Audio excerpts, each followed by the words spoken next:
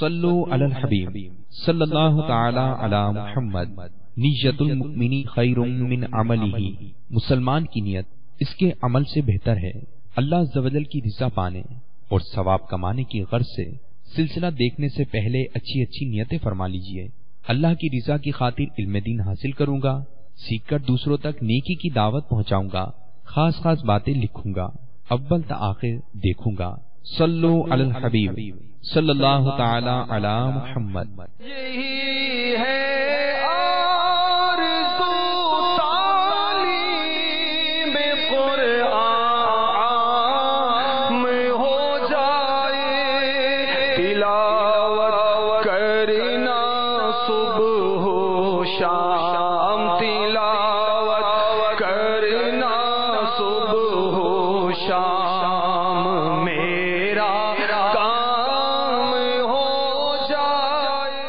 الحمدللہ رب العالمین والصلاة والسلام علی سید الانبیاء والمرسلین، اما بعد فاعوذ باللہ من الشیطان الرجیم،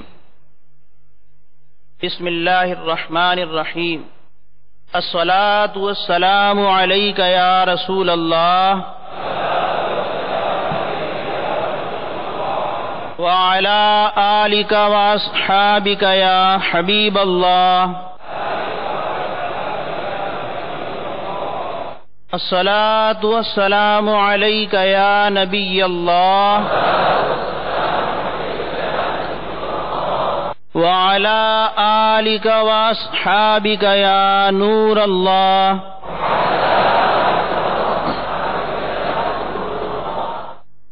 پیارے اور محترم اسلامی بھائیوں، نبی کریم رؤوف الرحیم صلی اللہ تعالی علیہ وسلم کا فرمانے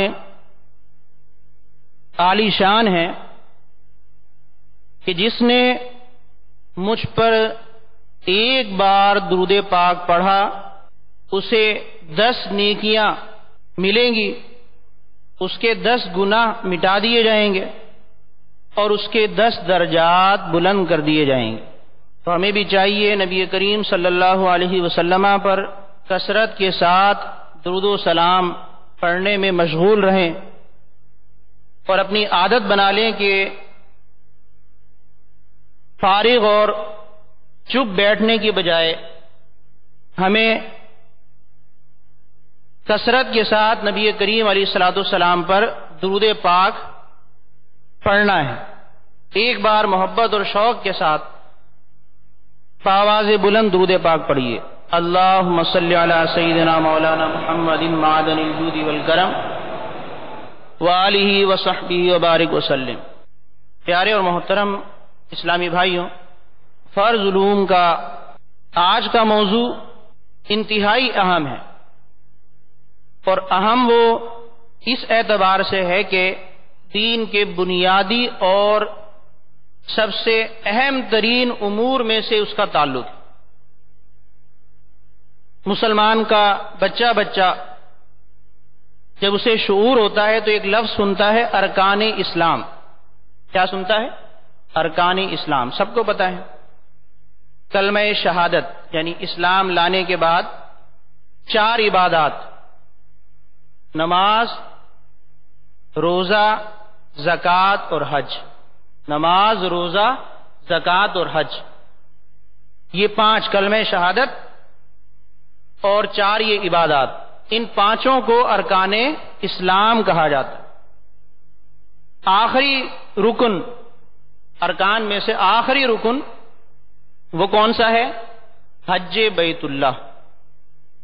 تو حج چونکہ ارکان اسلام میں سے ہے، ارکان اسلام دین کے بنیادی اور اہم ترین امور اور فرائض جن کی فرضیت اور اہمیت سب سے زیادہ ہے، تمام دینی احکامات سے زیادہ، ان میں سے بڑی فضیلت والا ایک اہم امر اور سب سے اہم عبادات میں سے ایک اہم عبادت وہ حج ہے۔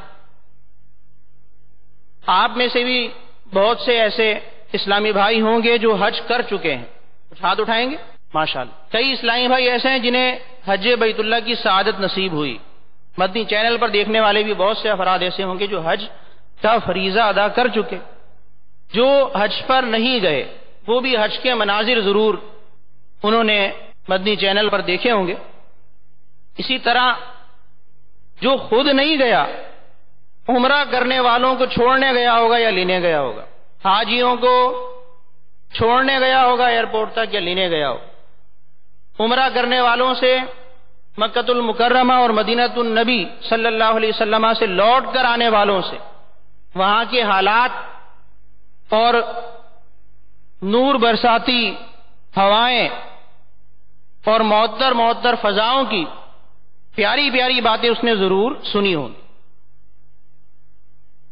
اور کتابوں میں اس کا تذکرہ پڑھا ہی جاتا ہے. بچوں کے جو نصاب کی کتابیں اس میں بھی حج کا موضوع ہوتا ہے کہ جس طرح جو دینی ماحول سے قریب ہوتا جاتا ہے اور خوش نصیبی سے اگر دعوت اسلامی کا ماحول مل جائے تو فرض علوم کے ساتھ ساتھ مدینۃ النبی صلی اللہ علیہ وسلم مدینہ منورہ کی مبارک باتیں، یادیں اور عشق و مستی میں گم ہو کر سنے جانے والی نعتیں، مدینہ منورہ کی حاضری اور حج کی سعادت کا حصول، یہ زندگی کے بڑے مقاصد میں سے ایک اہم مقصد بنا دیتی ہے.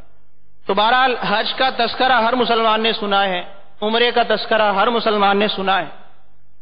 حج کے احکامات جو کتابوں میں لکھے گئے ہیں اور جس ترتیب سے بیان کیے جاتے ہیں، اگر وہ تمام احکامات کی بیان کرنے کی یہاں کوشش کی جائے گی تو حج کا جو بنیادی فلسفہ ہے اور اس کے جو اہم ترین مسائل ہیں وہ سمجھنا جس نے حج نہیں کیا اس کے لیے مشکل ہوگا.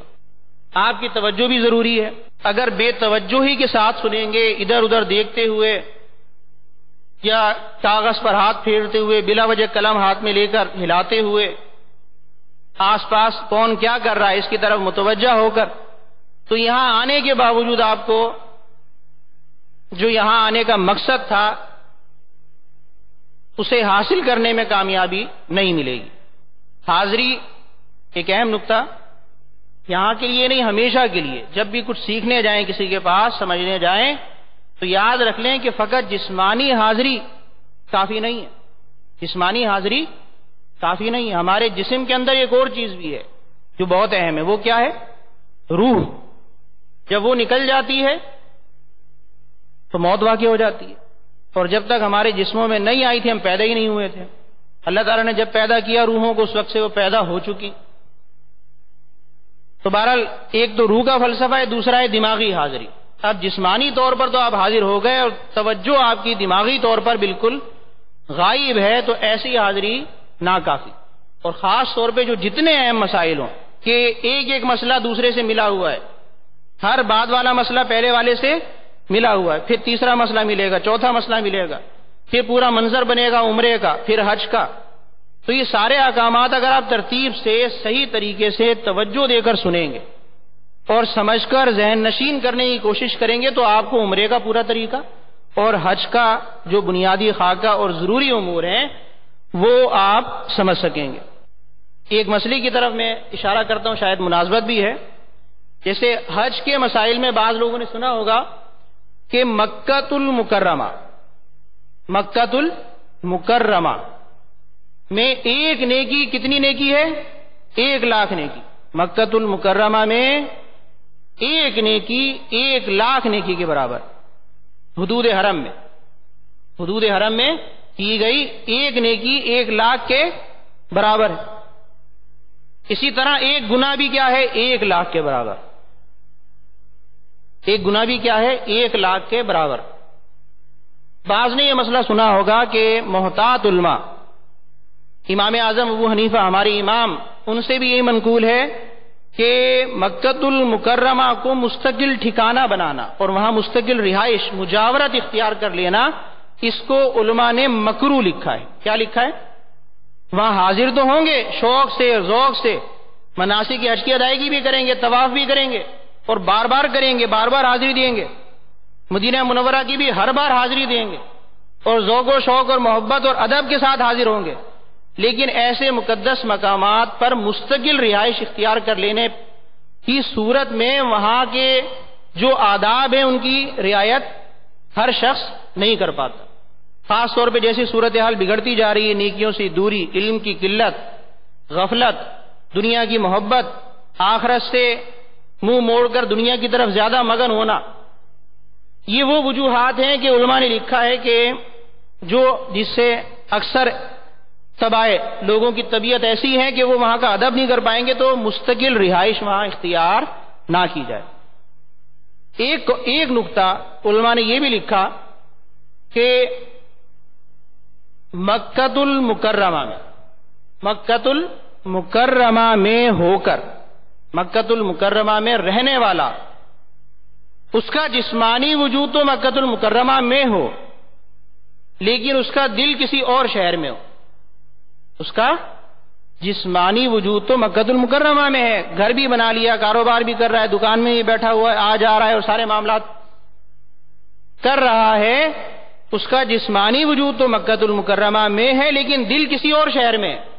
کبھی اس کا خیال آئے گا اپنے رشتہ داروں کے شہر کی طرف، کبھی دوستوں کے شہر کی طرف، کبھی کسی اور نسبت رکھنے والے کے شہر کی طرف۔ تو جو جسمانی وجود کے ساتھ مکے میں ہے اور اس کا دل کہیں اور ہے، اس سے بہتر وہ شخص ہے جو خود کسی اور شہر میں، اس کا دل مکے میں۔ اس سے بہتر کون ہے؟ وہ ہے کہ جو خود کسی اور شہر میں ہے لیکن اس کا دل کہاں اٹکا ہوا ہے؟ حرم پاک میں، مکۃ المکرمہ کی فضاؤں میں، وہاں کی محبت میں۔ یہی مثال اب مدینہ منورہ کے لیے لیجیے کہ جو مدینہ منورہ میں ہو لیکن محبت اور شوق اور ادب کے ساتھ حاضری کی اسے سعادت نہ ملے اور وہ وہاں رہ کر بھی غفلت کا شکار ہو جائے۔ جتنی محبت مدینہ منورہ سے ہونی چاہیے، جتنا لگاؤ، جتنا عشق اور جتنا ادب، اس میں کمی آ جائے اور مدینہ النبی میں رہتے ہوئے اس کا دل کسی اور شہر میں ہو، اس سے بہتر ہے کہ کوئی دور کا رہنے والا ہو لیکن تصور میں وہ کہاں پہنچتا ہو؟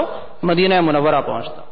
تو ہمارے یہاں تصور مدینہ بھی کرایا جاتا ہے، آپ سب نے کیا ہے نا، اجتماعات کے اندر دعا سے پہلے تصور مدینہ کا اہتمام۔ اسی طرح اجتماع ذکر و نعت اب تو ہر ہفتے مدنی چینل کے ذریعے دیکھا جاتا ہے، اس کے اندر کتنی زیادہ مدینہ منورہ کی باتیں ہوتی ہیں، مکہ پاک کی فضاؤں کا وہاں ذکر خیر ہوتا ہے۔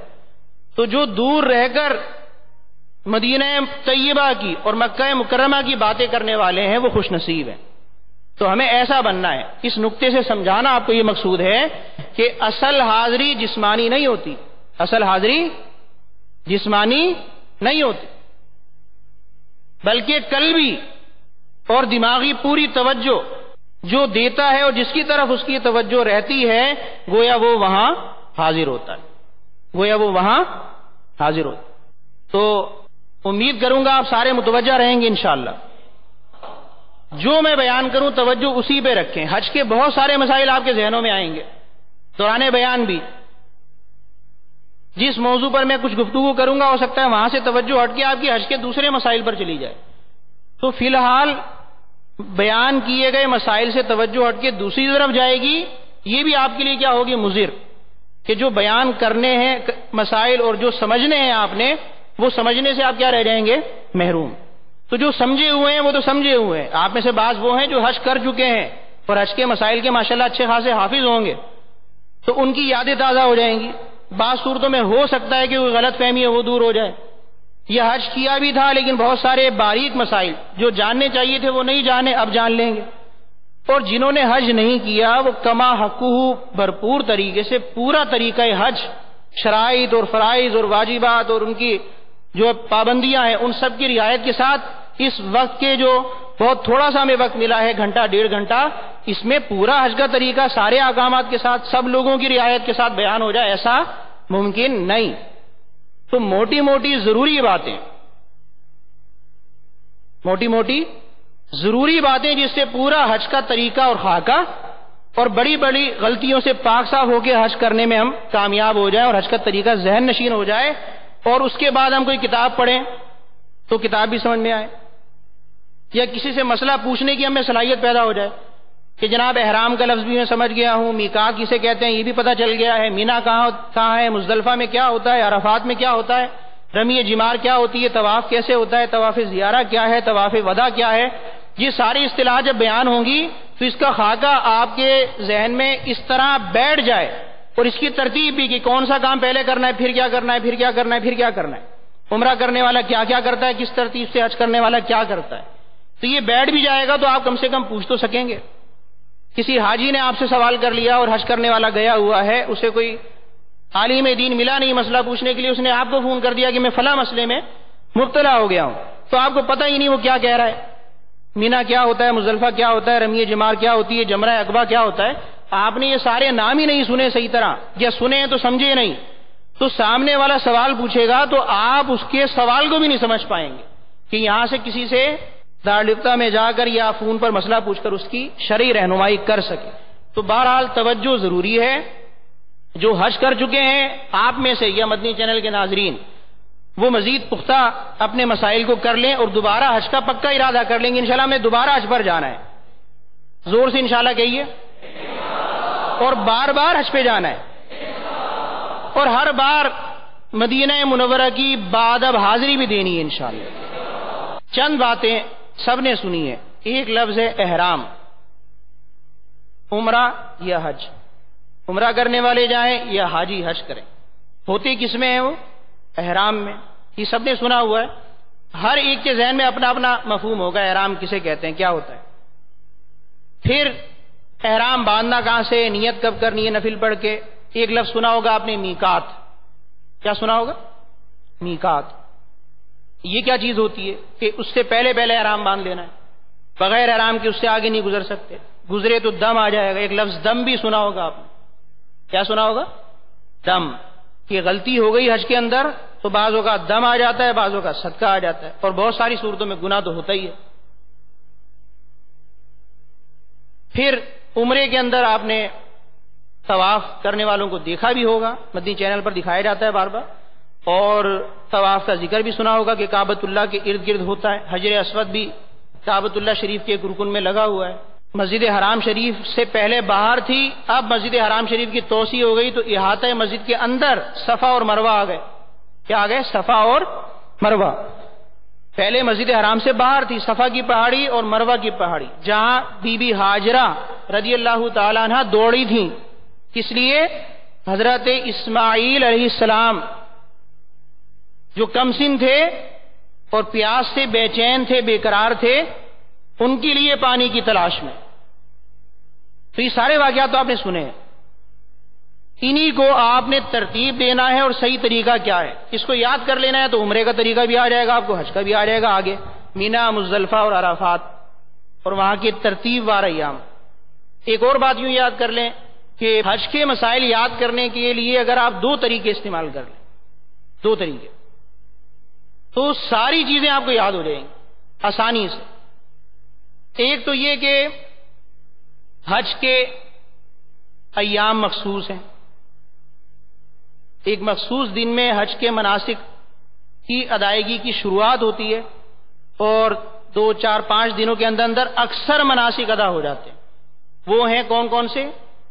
8 تاریخ ذی الحج کی، 8 ذی الحج کی، 8 9 10 11 12، 8 9 10 11 12، یہ 5 دن ہیں. ان میں اکثر حج کے مناسک ادا ہو جاتے، اکثر حج کے مناسک ادا ہو جاتے. تو 8 تاریخ کو کیا کرنا ہے، 9 کو کیا کرنا ہے، 10 کو کیا کرنا ہے، 11 کو کیا کرنا ہے، 12 کو کیا کرنا ہے. اگر آپ اس طرح کی 5 لسٹیں ہی بنا لیں گے تو گویا پورے حج کا خاکہ آپ کو یاد ہو جائے. 8 کو کیا کرنا ہے، 9 کو کیا کرنا ہے، 10 کو، 11 کو، 12 کو. اور اس کے علاوہ کچھ باتیں اگر رہ جائیں گی تو وہ استثنائی طور پہ آخر میں لکھ لیں 2 4 باتیں کہ 8 سے پہلے بھی کیا کچھ کرنا ہے اور 12 کے بعد بھی کیا کچھ کرنا ہے.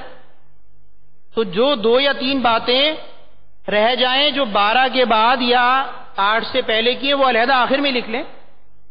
ایک طریقہ یہ ہے، جب بھی کوئی کتاب پڑھیں، خاص طور پہ امیر اہل سنت بانی دعوت اسلامی پیر و مرشد حضرت علامہ مولانا محمد الیاس اتار قادری دامت برکاتہم العالیہ کی رفیق الحرمین شریف، رفیق الحرمین، انتہائی آسان اردو میں، انتہائی آسان. لیکن جو خاکہ میں آپ کو بتا رہا ہوں اس ترتیب سے آپ دیکھتے جائیں، پڑھتے جائیں، آپ کو ساری چیزیں بالکل ازور ہو جائیں گی، ساری چیزیں آپ کو ازور ہو جائیں گی. ایک دوسرا یہ بھی انداز آپ اپنا سکتے ہیں کہ مقامات کے اعتبار سے، کس اعتبار سے؟ مقامات کے اعتبار سے. یعنی حج اور عمرے کے افعال کہاں کہاں ہوتے ہیں؟ پاکستان میں تو نہیں ہوتے، ہندوستان میں نہیں ہوتے، امریکہ میں نہیں ہوتے، پیرس لندن میں نہیں ہوتے، کہاں ہوتے ہیں؟ مکہ مدینہ میں ہوتے ہیں، مکہ المکرمہ میں ہوتے ہیں، مدینہ منورہ میں کیا ہوتے ہیں؟ حج اور عمرے کی ادائیگی کے افعال نہیں ہوتے، لیکن حج اور عمرے کی قبولیت کے لیے حاضری کہاں دی جاتی ہے اور کن کے وسیلے سے دعا کی جاتی ہے؟ وہ مدینہ منورہ ہے۔ یہ بھی حضور نے ارشاد فرمایا نا کہ جس نے حج کیا اور میری زیارت نہیں کی اس نے مجھ پر ظلم کیا۔ تو مدینہ منورہ کی حاضری بہت ضروری ہے، اور کوئی مسلمان ایسا نہیں ہو سکتا جو وہاں کی حاضری کے لیے بے چین اور بے قرار نہ ہو۔ تو اگرچہ حج کی ادائیگی کا تعلق مدینہ منورہ سے نہیں، عمرے کی ادائیگی کا تعلق نہیں، لیکن روحانیت کا اور ان دونوں اہم ترین امور کی قبولیت کے لیے مدینہ منورہ کی حاضری انتہائی ضروری۔ تو بہرحال مقامات عمرے اور حج کی ادائیگی کے لیے کیا ہے؟ طواف کہاں ہوتا ہے؟ کعبۃ اللہ شریف کے ارد گرد، مسجد حرام شریف میں۔ تو ایک جگہ آپ کو کون سی مل گئی؟ مسجد حرام شریف۔ صفا مروہ کی صحیح میں نے آپ کو بتایا کہ پہلے مسجد حرام شریف کا رقبہ چھوٹا تھا، اس لیے جیسے ہی باہر نکلتے تھے کچھ فاصلے پہ ہی صفا اور پھر کچھ فاصلے پہ مروہ کی دو چوٹیاں تھیں، اب اس کے آثار نہیں ہیں۔ اور اب جب توسیع ہو گئی تو احاطہ مسجد کے اندر ہی مطاف جہاں طواف ہوتا ہے، فرش آپ کو نظر آتا ہے کعبۃ اللہ شریف کے ارد گرد، اس کے چاروں طرف مطاف کے بعد گول دائرے کے اندر دالان بنے ہوئے ہیں، اور دالان کے ایک طرف پیچھے باب الصفا اور باب مروہ جہاں لکھا ہے وہاں سے آپ اندر جائیں گے تو دالان ختم ہونے کے فوراً بعد صفا سے ابتدا ہوگی اور مروہ، وہاں پر بھی اب سنگ مرمر کا ماربل اور بالکل فرش بچھا ہوا ہے۔ تو صحیح کہاں کرنی ہے؟ صفا مروہ کی ایک مقام۔ طواف کہاں کرنا ہے؟ کعبۃ اللہ شریف کے ارد گرد۔ دو جگہ ہو گئی، دو جگہ ہو گئی۔ طواف چاہے نفلی ہو، فرض ہو، واجب ہو، عمرے کا ہو، حج کا ہو، سارے طواف کہاں ہوتے ہیں؟ کعبۃ اللہ شریف کے ارد گرد۔ عمرے میں طواف کے بعد صحیح ہوتی ہے، ایک حج کے اندر بھی صحیح ہوتی ہے، وہ کہاں ہوتی ہے؟ صفا اور مروہ کے درمیان، صفا اور مروہ کے درمیان۔ دیکھیں یہ جو بنیادی خاکہ میں آپ کے سامنے کھینچ رہا ہوں یہ بہت اہم ہے، اگر آپ کے ذہن میں چند باتیں اور اصطلاحات بیٹھ جائیں گی تو آگے بیان بڑی تیزی سے گزرے گا اور مسائل پھر آپ کو یاد کرنے میں دقت ہوگی، لہذا حاضر دماغی سے یہ کچھ باتیں ذہن میں بٹھا لیں اور بعد میں آنے والے مسائل جو بیان کیے جاتے رہیں انہیں اپنے اسی ذہن میں بنائے گئے خاکے کے مطابق تقسیم کرتے جائیں۔ تین چیزوں کا نام آپ نے اور سنا ہے، وہ ہے مینا، مزدلفہ، عرفات۔ مینا، مزدلفہ، عرفات، یہ تینوں متصل ہیں۔ پہلے مینا، کوئی عمارت وغیرہ نہیں ہے یہاں پر، اکا دکا کوئی سبیل وغیرہ جہاں کنکریاں مارنے کے لیے پتھر تقسیم کیے جاتے ہیں یا عارضی طور پہ ٹرک وغیرہ کھڑے ہوتے ہیں جہاں سے کھانا وغیرہ فراہم کیا جاتا ہے، لیکن یہ سارا میدان ہے، زمین ہے۔ پہلے مینا ہے، پھر اس کے فوراً بعد مزدلفہ ہے، پھر مزدلفہ سے متصل میدان عرفات۔ یہ تینوں مکہ المکرمہ سے باہر ہیں، مکہ المکرمہ سے باہر ہے۔ پہلے مکہ المکرمہ کی آبادی کم تھی تو مکہ المکرمہ کی آبادی سے باہر ہونے کے بعد 2 یا 3 میل کے فاصلے پر ہی آتے تھے، 2 یا 3 میل کے فاصلے پر مینا، پھر مزدلفہ، پھر عرفات کا میدان۔ اب مکہ المکرمہ کی آبادی بڑھ گئی ہے اور وہ مینا کے قریب تک پہنچ گئی۔ کہاں تک پہنچ گئی؟ مینا کے قریب تک۔ تو جو فاصلہ مکہ المکرمہ اور مینا کے درمیان تھا وہ ختم ہوتا جا رہا ہے، اور مکہ المکرمہ کی جو آخری آبادی ہے جیسی وہ ختم ہوتی ہے فوراً بعد مینا شروع ہو جاتا ہے، پھر مینا ہے، مزدلفہ ہے، عرفات۔ حج کے اکثر مناسک وہ مینا، مزدلفہ اور عرفات، مینا، مزدلفہ اور عرفات میں ادا کیے جاتے ہیں۔ تو دیکھیں مقامات کے اعتبار سے 5 چیزیں آپ کے سامنے آ گئی، مسجد حرام شریف، کعبۃ اللہ شریف کے ارد گرد مطاف جہاں طواف کیا جاتا ہے، اور اب احاطہ مسجد کے اندر ہی کیا ہے؟ صفا اور مروہ جہاں صحیح ہوتی ہے، 2۔ پھر مکہ المکرمہ سے باہر اور بالکل قریب پہلی جگہ مینا، اس کے ساتھ ملی ہوئی جگہ مزدلفہ، اس کے فوراً بعد میدان عرفہ. یہ 5 جگہیں ہیں. یہاں پر مناسک حج ادا کیے جاتے ہیں. اور 5 ایام میں نے آپ کو کیا بتایا خاص، 8 ذی الحج، 9، 10، 11، 12. ان 5 دنوں میں اکثر مناسک حج کی ادائیگی ہو جاتی ہے. پہلے اور بعد جو 1، 2، 3 چیزیں ہوتی ہیں وہ استثنائی طور پر آپ الگ سے لکھ سکتے ہیں. اب مسائل سنتے جائیں. کچھ باتوں کی جو وضاحت ہے ضروری اصطلاحات وہ بھی میں بیان کرتا جاؤں گا، انہیں لکھ لیں. مکہ المکرمہ میں دنیا بھر سے آنے والے لوگ، کسی بھی سمت سے جو مکہ المکرمہ میں آئے گا، دنیا بھر میں کسی بھی سمت سے جو مکہ المکرمہ میں آئے گا، مختلف سمتوں کے اعتبار سے گویا مکہ المکرمہ میں آنے والے راستے، ان کے اعتبار سے 5 میقات نبی کریم علیہ الصلوۃ والسلام نے بیان فرمائے کہ اس میقات سے باہر سے آنے والا شخص جو مکہ المکرمہ میں آ رہا ہے وہ اس میقات، اس جگہ سے اس وقت تک نہیں گزر سکتا جب تک کہ احرام نہ باندھ لے. کیا نہ باندھ لے؟ عمرے کا باندھے یا حج کا، یہ اختیار ہے. میقات سے گزرنا ہے اور کہاں جانا ہے؟ مکہ مکرمہ میں. میقات سے گزرنا ہے اور کہاں جانا ہے؟ مکہ المکرمہ میں. تو میقات کے باہر والے کے لیے کیا ضروری ہے کہ پہلے احرام باندھ لے.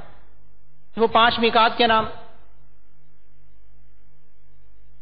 مدینہ منورہ سے آنے والے جو مکہ المکرمہ آتے ہیں ان کے لیے میقات ارشاد فرمایا ذوالحلیفہ. ذوالحلیفہ کتابوں میں لکھا ہوتا ہے، رفیق الحرمین میں تفصیل سے لکھا ہوا. ذوالحلیفہ. شام سے آنے والوں کا میقات جحفہ. شام سے آنے والوں کا میقات بولیے جحفہ. جیم، ہا، فا اور گول ہا. جحفہ. عراق سے آنے والوں کا میقات، عراق مقدس. عراق سے آنے والوں کا میقات ذات عرق. زال الف تا، ذات عین را قاف نقطوں والا، عین را قاف نقطوں والا ذات عرق. یہ بھی کتابوں میں لکھا ہوتا ہے، بہار شریعت میں بھی ہے اور رفیق الحرمین میں بھی اختصار کے ساتھ بیان کیا گیا. نجد عراق علاقہ ہے، اس طرف سے آنے والوں کا میقات قرن. قاف را نون، قرن.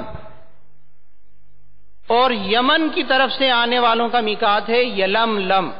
کیا ہے؟ یہ یاد کر لیں آپ. یمن کی طرف سے آنے والوں کا کیا میقات ہے؟ یلملم. یہی وہ میقات ہے جو پاکستان اور ہندوستان سے جانے والوں کا. پاک و ہند سے جانے والوں کا بھی کیا میقات ہے؟ یلملم. یا لام میم لام میم. چھوٹی یہ ہوتی ہے نا نقطوں والی، یا لام میم لام میم، اور اس کو پڑھیں گے یلم لم. یا پر زبر، لام میم زبر لم، پھر لام میم زبر لم. یلم لم. یہ کون سا میقات ہے؟ یمن کی طرف سے آنے والوں. اب یہ تو 5 میقات 5 رستوں پر ہوئے نا، مکہ المکرمہ کے ارد گرد کچھ فاصلے پر یہ میقات بنے ہوئے ہیں. جو ان کے درمیان سے آئے اس کا کیا میقات ہے؟ تو اس کا وہی میقات ہے کہ جس میقات کے محاذات سے وہ گزرے گا. جس میقات کے محاذات برابر کی طرف سے وہ جس راستے سے بھی گزرے گا، تو جس میقات کے برابری کی طرف سے گزرے گا وہ جگہ اس کے لیے کیا ہوگی؟ میقات ہوگی.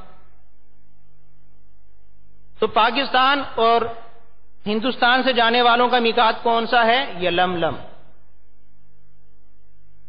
اب یہ تو تھے میقات. مسئلہ یہ ہے کہ میقات سے جو باہر رہتے ہیں اور مکہ المکرمہ انہیں جانا ہے، اس وقت تک وہ میقات عبور نہیں کر سکتے جب تک کہ وہ احرام نہ باندھ لیں، عمرے کا یا حج کا. تو آپ نے احرام باندھنا ہے، کوئی عمرہ کرنے والا عمرہ کرنے جا رہا ہے، حاجی حج کرنے جا رہا ہے، تو اسی لیے آپ دیکھتے ہوں گے کہ احرام گھر سے ہی باندھ کے جاتے ہیں. یہ بھی یاد رکھیں کہ میقات سے گزرنے سے پہلے احرام کیا ہوگا؟ باندھنا واجب ہے. اس سے پہلے بھلے آپ گھر میں باندھ لیں، جو جس شہر سے آ رہا ہے، جو جس ملک سے آ رہا ہے، وہیں احرام باندھ لے اور نیت بھی کر لے، نوافل بھی پڑھ لے. تو پہلے باندھنے میں کوئی حرج نہیں ہے، منع نہیں ہے. لیکن جس نے نہیں باندھا اور احرام کی نیت نہیں کی، جب وہ میقات پر پہنچے گا تو اب اسے نیت کرنا کیا ہو جائے گی؟ واجب. پہلے نیت کر لے گا تو جائز. یہ سمجھ میں آ گیا؟ تو اب احرام باندھنے کا طریقہ، اس سے پہلے یہ بات کہ یہ تو جو 5 میقات بیان ہوئے اور یہ کن کے لیے تھے؟ میقات سے باہر رہنے والوں کے لیے، کہ جب وہ عمرے کے لیے آئیں گے یا حج کے لیے آئیں گے تو کہاں سے باندھیں گے؟ میقات سے پہلے احرام باندھ دیں گے. 2 قسمیں اور ہیں. مکہ مکرمہ میں رہنے والے، ایک جملہ یاد کر لیں، مکہ مکرمہ میں رہنے والے یعنی حدود حرم میں، مکہ مکرمہ اور حرم کی پوری جو حدود ہے. 2 طرح کے لوگ. تو جو مکہ مکرمہ میں رہنے والے حدود حرم میں، وہ حج کا احرام باندھیں گے مکہ مکرمہ سے. اسے کہتے ہیں مکی. کیا کہتے ہیں؟ گویا آپ لوگوں کو 3 طرح تقسیم کر سکتے ہیں. یہ لکھ لیں، مکی جو مکے میں رہتا ہے، مکی جو مکۃ المکرمہ میں رہتا ہے، جو مکۃ المکرمہ میں رہتا ہے حدود حرم کے اندر اندر، وہ بھی مکی کے حکم میں. مکہ مکرمہ میں حدود حرم کے اندر اندر، چاہے مکے سے باہر ہی کیوں نہ ہو، جو مکہ مکرمہ میں حدود حرم کے اندر رہتا ہے اسے مکی کہا جائے گا. جو مکہ سے باہر رہنے والا ہے وہ بھی حکمن، حکم کے اعتبار سے مکی والا ہے. اور دوسری قسم وہ ہے جو حرم کی حدود سے باہر رہتی ہے اور میقات کے اندر رہتی ہے. حرم کی حدود سے باہر رہتی ہے اور میقات کے اندر. آپ تصوراتی دائرہ بنا لیں اپنے دماغ کے اندر، ایک گول دائرہ بنائیں اور اسے سمجھ لیں حدود حرم. گول دائرے کے اندر کیا ہے؟ حرم. اور اسی کے اندر مکہ مکرمہ ہے، اور مکہ مکرمہ کے اندر کیا ہے؟ کعبۃ اللہ شریف. تو حرم کے اندر اندر رہنے والے سارے کیا ہیں؟ ان کے لیے مکی کا لفظ. اور اس گول دائرے کے باہر دوسرے گول دائرے کے اندر 2 دائرے بنائے. ایک دائرہ، پھر اس کے بعد کچھ فاصلے پہ دوسرا دائرہ. جو پہلا گول دائرہ ہے وہ حدود حرم کی نشاندہی کر رہا ہے، اور حدود حرم کے اندر مکہ المکرمہ ہے. اس حرم کی حدود کے اندر رہنے والوں کو کہا جاتا ہے مکی. کیا کہا جاتا ہے؟ مکی. اور اس دائرے کے بعد یعنی حرم کے بعد اور میقات جو میں نے بیان کیے 5 باہر سے آنے والوں کے لیے، اس کے اندر رہنے والوں کو کہلایا جاتا ہے ہلی. کیا کہلایا جاتا ہے؟ ہلی. ہل سے نکلا ہے ہلی. حرم کی گویا ضد ہے ہل، یعنی حرم کے اندر مخصوص پابندیاں ہیں، اس کے مخصوص آداب ہیں. اور حدود حرم کے باہر کا علاقہ کیا ہے؟ ہل. وہاں وہ پابندیاں نہیں ہیں. اور اس ہلی جو علاقہ ہے اس کے ارد گرد 5 طرف میقات ہیں. میقات کے باہر کا سارا علاقہ کیا ہے؟ آفاق. کیا ہے؟ آفاق. تو حرم کی حدود میں رہنے والوں کے لیے آپ کہہ لیجیے مکی. اس کے بعد باہر رہنے والے اور میقات کے اندر رہنے والے وہ کہلائیں گے ہلی. اور میقات سے بھی باہر رہنے والے جس طرح پاکستان، ہندوستان اور دنیا بھر کے ممالک اور شہر، مدینہ منورہ شریف، سعودیہ عربیہ کے اندر بھی بہت سارے شہر میقات کے باہر ہیں. تو میقات سے جو باہر لوگ ہیں وہ سارے کیا ہیں؟ آفاقی، چاہے عربی ہوں یا اجمی ہوں. تو اب تینوں کا احرام باندھنے کا جو طریقہ ہے اور جگہ ہے وہ یاد کر لیں جملے میں. مکی حج کا احرام باندھے گا حرم سے. لکھ لیں، مکی حج کا احرام باندھے گا کہاں؟ حرم سے، جہاں وہ رہتا ہے مکہ المکرمہ سے ہی باندھے. اور افضل کیا ہے؟ مسجد حرام شریف سے باندھے. مکی حج کا احرام کہاں سے باندھے گا؟ حرم سے. اور افضل کیا ہے؟ مسجد حرام شریف سے. اور مکہ المکرمہ میں جو مکی ہے وہ عمرے کا احرام بیرون حرم سے باندھے گا، یعنی حرم کی حدود جہاں ختم ہو رہی ہے اور ہل میقات کے اندر کی جگہ، حرم کے باہر کی اور میقات کے اندر کی جو جگہ ہے ہل، وہاں سے باندھے گا. آج کل مسجد عائشہ، کون سی مسجد ہے؟ مسجد عائشہ بنی ہوئی ہے. وہاں پر جو بار بار عمرہ کرتے ہیں، پاکستان اور دنیا بھر کے دیگر ممالک سے جانے والے جو حاجی ہوتے ہیں، حج سے پہلے پہلے وہ عمرے کرتے ہیں، حج کے بعد بھی کرتے ہیں. تو چونکہ وہ مکہ المکرمہ میں رہتے ہیں تو باہر والے جب مکے میں آ جائیں اور رہنا شروع کر دیں وہ بھی مکی ہو گئے، وہ بھی کیا ہو گئے؟ مکی. تو پاکستان، ہندوستان اور یورپ، افریقہ، امریکہ، باہر جہاں سے بھی کہیں جائیں آپ، تو میقات سے گزرتے ہوئے احرام باندھنا ہے جب آپ مکہ المکرمہ میں داخل ہوں گے. اس وقت جب باندھ کر آ گئے اور عمرہ کر لیا، یہ حج کے لیے گئے تھے تو حج کر لیا اور اب وہیں مکے میں رہ گئے اور اب آپ کا دل چاہتا ہے عمرہ کرنے کا، تو اب آپ نے احرام کہاں سے باندھنا ہے؟ اب آپ ہیں مکی. حکمن کیا ہے؟ آپ کا حکم بھی مکی ہو گیا اور آپ بھی مکی کہلائیں گے. تو اب آپ احرام عمرے کا باندھیں گے حرم کی حدود جہاں ختم ہوگی وہاں سے، ہل سے. اور مسجد عائشہ بنی ہوئی ہے، وہاں سے جا کر لوگ باندھتے ہیں. مسجد جعرانہ کچھ فاصلے پر ہے، وہاں سے بھی سنت ہے احرام باندھنا عمرے کا. یہ دو باتیں سمجھ میں آ گئی. حرم کی حدود میں رہنے والا مکی ہو یا مکے سے باہر رہنے والا، وہ حکمر مکی ہے، وہ حج کا احرام مکے سے باندھے گا یعنی حرم سے باندھے گا، اور عمرے کا احرام حرم کی حدود سے باہر جہاں سے باندھے. اب ہے حرم کی حدود کے باہر اور میقات کے اندر، جس کو آپ نے کہا تھا ہل. وہ حج اور عمرے دونوں کا احرام ہل سے ہی باندھے گا. اسے احرام کہاں سے باندھنا ہے؟ حرم کی حدود میں داخل نہیں ہونا اس وقت تک جب تک کہ وہ احرام نہ باندھے. ہلی کو اس وقت تک حرم کی حدود میں داخل نہیں ہونا جب تک کہ وہ احرام نہ باندھے. عمرے کا احرام بھی وہیں سے باندھے گا ہل سے ہی، اور حج کا احرام بھی وہیں سے باندھے گا. افضل یہ ہے کہ اپنے گھر سے باندھے، ہل میں جہاں بھی اس کا گھر ہے اپنے گھر سے ہی احرام باندھے. اب تیسری قسم وہ تھی جس کی میں نے آپ کو تفصیل سمجھائی، وہ کیا تھے؟ 5 میقات مکہ المکرمہ کے ارد گرد مختلف سمت سے آنے والوں کے لیے. اور جو اس میقات سے باہر دنیا میں کہیں پہ بھی رہتا ہے وہ مکہ المکرمہ میں آئے گا تو حج کا ارادہ کرے یا عمرے کا ارادہ کرے یا دونوں کا نہ ہو تب بھی اسے ارادہ کرنا پڑے گا. میقات سے باہر رہنے والا شخص آفاقی جب بھی مکہ المکرمہ آئے گا، جب بھی مکہ المکرمہ آئے گا تو اس پر لازم ہے کہ حج یا عمرے کا ارادہ کرے اور میقات سے گزرنے سے پہلے پہلے احرام باندھ لے. میقات سے گزرنے سے پہلے پہلے احرام باندھ لے. اگر اس نے میقات سے پہلے احرام نہیں باندھا اور مکہ المکرمہ میں آیا، میقات تجاوز کر لیا، تو اس پر دم کیا ہو جائے گا؟ واجب. قربانی کی شرائط والی ایک بکری یا بکرا یا دمبا یا قربانی کا جو بھی جانور ہوتا ہے وہ ذبح کر کے حدود حرم میں صدقہ کرنا، حرم کی حدود میں ذبح کرنا اور وہیں صدقہ کرنا، یہ اس پر دم آئے گا. اگر وہ غلطی سے آ گیا ہے تو دوبارہ لوٹ جائے اور پھر دوبارہ آ جائے احرام باندھ کر تو دم ساکت ہو جاتا. تو یہ بہرحال تفصیلی مسئلہ تھا.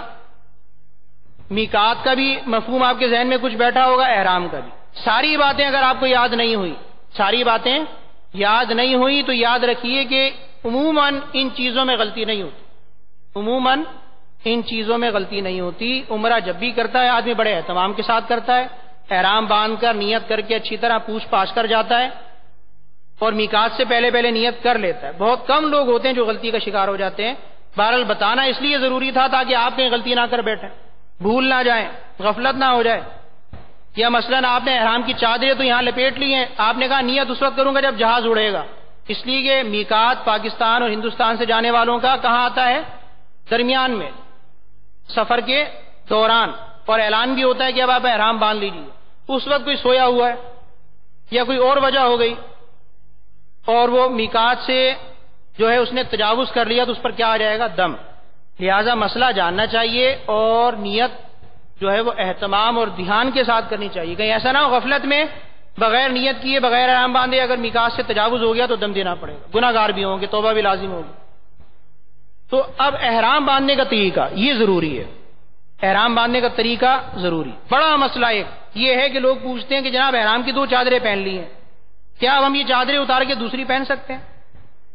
کیا ہم نہا سکتے ہیں باتھ روم میں جا کر؟ تو یاد رکھیے میں نے آپ کو کہا احرام ان دو چادروں کا نام نہیں ہے، احرام دو چادروں کا نام نہیں ہے. وہ نیت کیا آپ نے اور تلبیہ پڑھی عمرہ یا حج کی نیت کے ساتھ، وہ آپ حالت احرام میں آ گئے ہیں. اور چادریں آپ نے اس لیے پہنی ہے کہ سلا ہوا لباس پہننا حرام ہے. مرد کو سلا ہوا لباس پہننا کیا ہے؟ حرام. اس لیے بغیر دو سلی چادریں ہوتی ہیں. اب جب نہانا ہے تو نہانا ہے، جب چاہیں آپ نہائیں، ضرورتاً مسلیتاً. یہی ہے آرزو تعلیم قرآن میں ہو جائے، تلاوت کرنا صبح و شام، تلاوت کرنا صبح و شام، میرا کام ہو جائے. صلو علی الحبیب صلی اللہ تعالی علی محمد. آپ نے جو ابھی سلسلہ ملاحظہ فرمایا اس کے بارے میں اپنے تاثرات اور مدنی مشورے 030126127176 پر SMS یا feedback@madanichannel.tv پر میل کر سکتے ہیں.